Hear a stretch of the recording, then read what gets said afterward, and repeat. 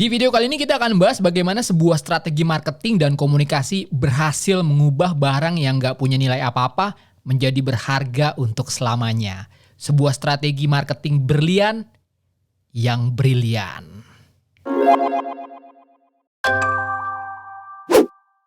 Di channel ini gue upload konten apapun yang gue suka. Subscribe dan nyalain lonceng notifikasi jadi nggak ketinggalan video berikutnya. Setidaknya ada dua hal yang bisa menggambarkan bukti kasih sayang kita kepada pasangan. Pertama, ngasih kulit ayam KFC. Kedua, ngasih berlian. Berlian adalah simbol kemurnian cinta yang terjaga selamanya. Cincin yang bertahtakan berlian adalah tanda ikatan yang membuktikan bahwa wanita sangat berharga. Dan bukti bahwa hanya pria yang mapan dengan status sosial yang tinggi yang mampu bersanding dengannya. Dan kalau mindset ini telah tertanam di otak kalian, gue ucapkan selamat. Karena kalian adalah produk dari salah satu marketing campaign yang paling berhasil di era modern. De Beers Diamond. Gue gak akan memaparkan terlalu detail tentang bisnis berliannya. Gue cuma akan bahas sedikit tentang latar belakang sejarahnya. Supaya kita punya pemahaman yang sama pada saat nanti kita masuk ke bagian utama, yaitu strategi marketing dari De Beers Diamond ini.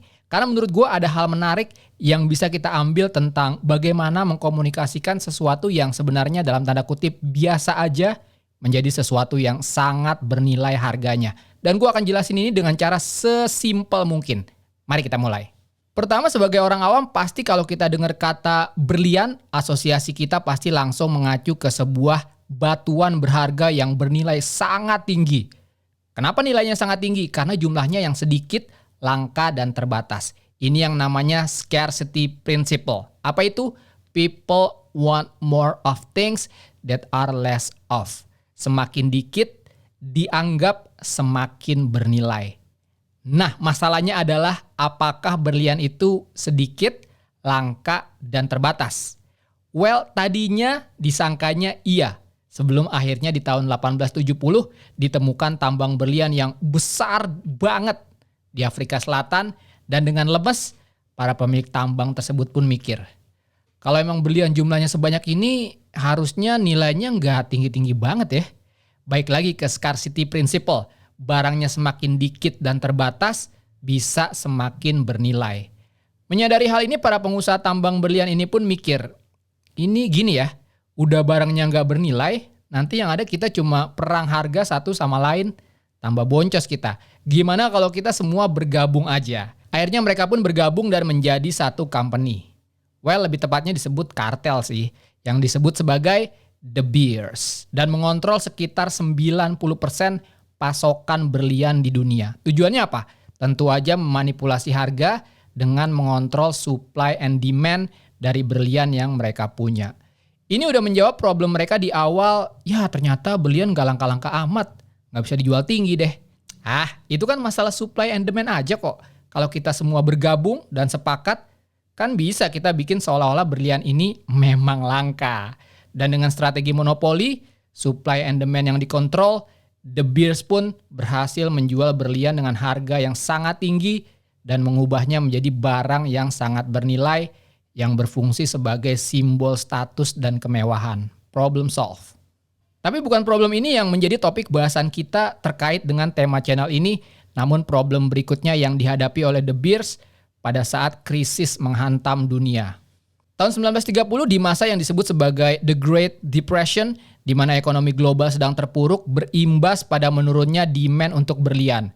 Positioning berlian sebagai perhiasan yang dianggap sebagai barang mewah, simbol status dan hanya dimiliki oleh orang-orang terpandang menjadi kurang diminati saat dihadapkan dengan situasi dunia yang serba sulit. Saat itu sangat rasional apabila kita berkata, daripada beli perhiasan berlian, mending beli yang lebih penting, kendaraan atau alat-alat rumah tangga misalnya.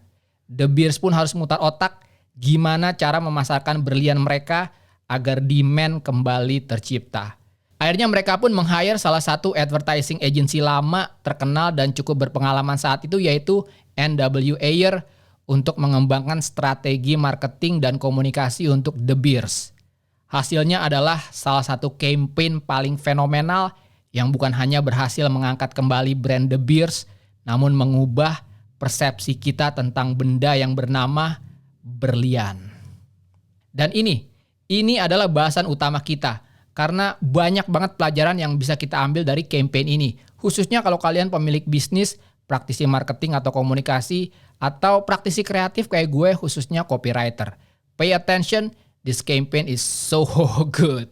Mari kita mulai. Jadi gimana cara The Beers menjual berlian pada masa di mana dunia sedang bergejolak dan orang-orang lebih memilih untuk berpikir rasional?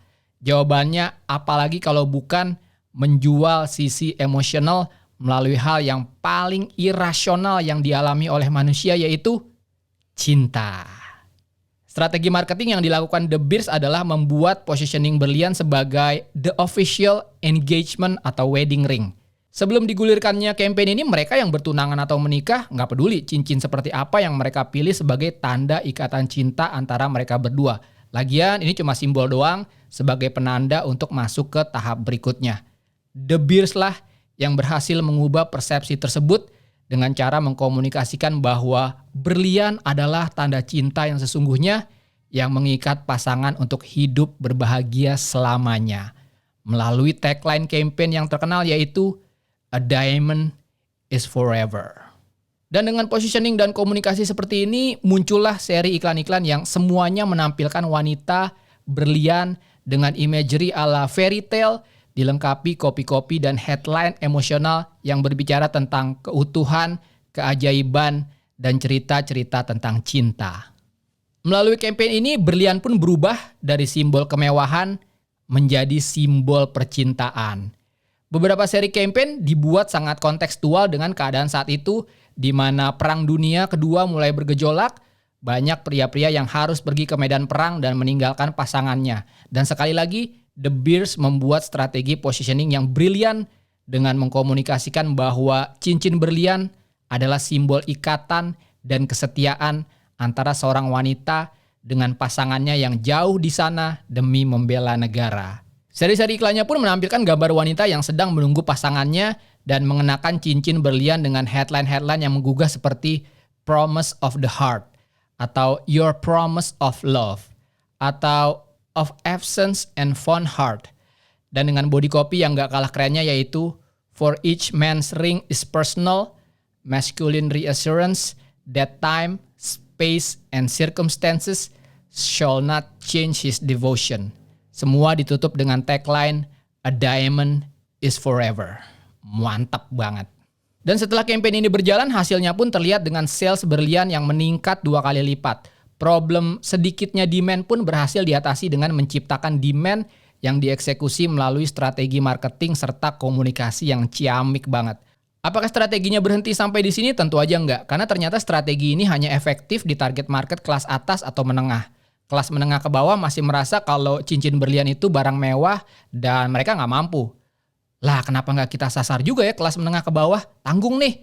Mungkin mereka mikirnya gitu kali ya. Ini company bukan cuma culas, tapi serakah juga ternyata. Akhirnya mereka pun memperbesar koleksi produk mereka dengan varian yang lebih murah agar kelas menengah ke bawah juga bisa beli dengan harga yang terjangkau. Dan menurut gue cara mereka mengkomunikasikan strategi ini malah lebih brilian lagi. Gimana caranya? Dengan mengkonversikan harga berlian dengan 2 bulan gaji mereka. Dan ini yang menjadi key message mereka di campaign berikutnya. Bahwa berlian kami cuma seharga 2 bulan gaji kok.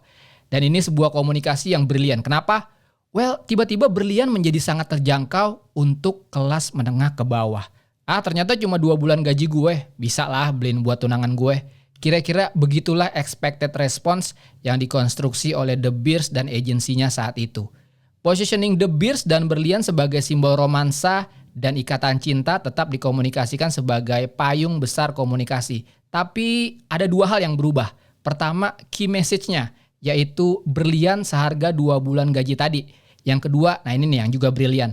Mereka mengubah target audiensnya menjadi pria. Target marketnya tetap sama, yaitu wanita. Nah ini pelajaran juga nih. Bedain target market sama target audience. Customer sama buyer. Karena bisa jadi kedua pihak ini adalah karakter yang berbeda. Target market adalah yang pakai produk kita. Target audience yang melihat komunikasi kita dan melakukan keputusan pembelian. Contoh, produk bahan bangunan kayak semen, keramik, cat tembok, dan lain-lain. Target market kita siapa? Orang yang mau bangun rumah. Target audiensnya belum tentu. Kecuali mereka mau bangun rumahnya sendiri. Lalu siapa target audiensnya? Bisa jadi tukang atau bisa jadi mandor bangunan yang membangun rumah tersebut. Oke, itu sedikit offside. Sekarang kita balik lagi ke berlian. Nah, perubahan target audience The Beer dari cewek ke cowok ini sebenarnya based on insight juga. Apa insight-nya?